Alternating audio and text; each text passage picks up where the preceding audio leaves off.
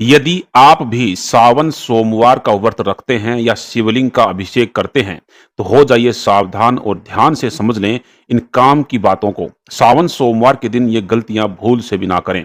मान्यता है कि शिव जी को सफेद रंग के फूल बहुत पसंद होते हैं, लेकिन वही केतकी का फूल सफेद होने के बावजूद भी शिव जी की पूजा में प्रयोग नहीं होता।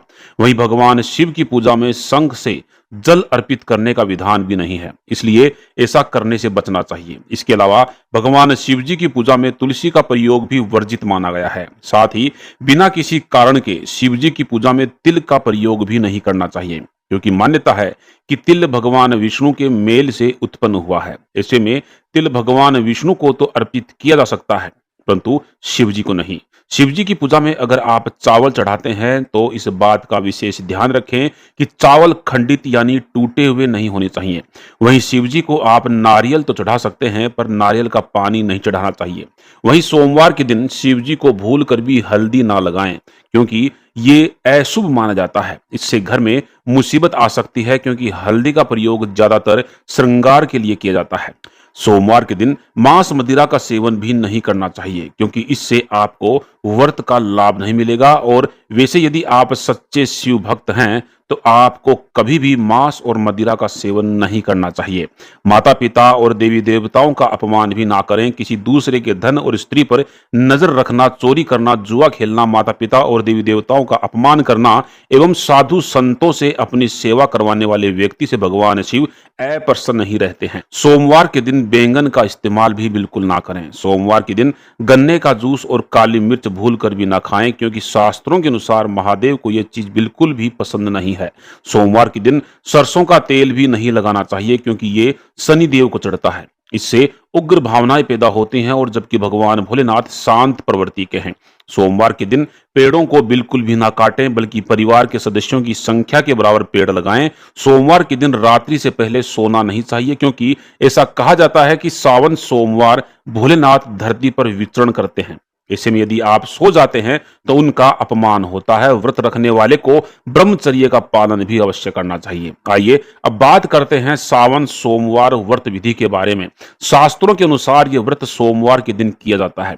इस दिन भगवान शिव और देवी पार्वती की पूजा अर्चना करने का विधान है। इस व्रत के दिन शिव पूजा के बाद सोमवार व्रत की कथा सुननी आवश्यक है। व्रत करने वाले को दिन में एक बार ही भोजन करना चाहिए। सोमवार को ब्रह्म मुहूर्त में सोकर उठें, पूरे घर की साफ सफाई करें, स्नान आदि से निवृत्त होकर गंगा जल या पवित्र जल पूरे घर में छिड़ककर घर में ही किसी पवित्र स्थान पर भगवान शिव जी की मूर्ति या चित्र स्थापित करें।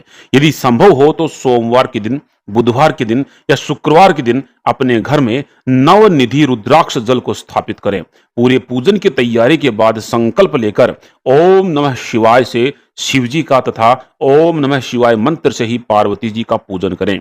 पूजन के बाद व्रत कथा सुने, फिर आरती का प्रसाद वितरण करें। इसके बाद भोजन या फलाहार ग्रहण करें। नारद पुराण के अनुसार सोमवार व्रत के दिन व्यक्ति को प्रातः स्नान करके शिव जी को जल और बेलपत्र चढ़ाना चाहिए तथा शिव गौरी की पूजा करनी चाहिए। शिव पूजन के बाद सोमवार व्रत कथा सुननी चाहिए। इसके बाद केवल एक ही समय भोजन करना चाहिए।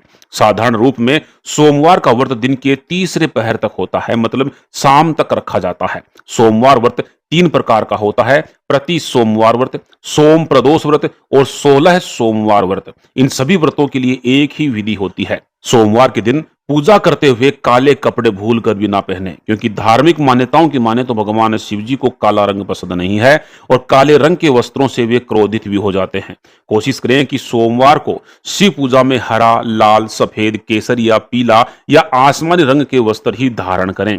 कुमकुम का प्रयोग भी शिव जी की पूजा में वर्जित माना गया है। साथ ही कभी भी बासी या मुरझाए हुए फूल भगवान शिव को अर्पित ना करें, क्योंकि इससे भगवान का अपमान होता है और इससे देवी देवता रुष्ट भी हो सकते हैं और आपको उनके क्रोध का सामना भी करना पड़ सकता है। अतः दोस्तों, उम्मीद करता हूं कि सावन सोमवार व्रत में क्या करें क्या ना करें अब आप ये समझ गए होंगे। इसलिए इस वीडियो को अपने तक ही सीमित ना रखें। अपने सभी दोस्तों के साथ, रिश्तेदारों के साथ, व्हाट्सएप ग्रुप में, फेसबुक वॉल पे इसको अधिक से अधिक शेयर जरूर करें और कमेंट बॉक्स में अवश्य लिखिएगा हर हर महादेव, हर हर महादेव। सावन की आप सभी मित्रों को बहुत बहुत शुभकामनाएं।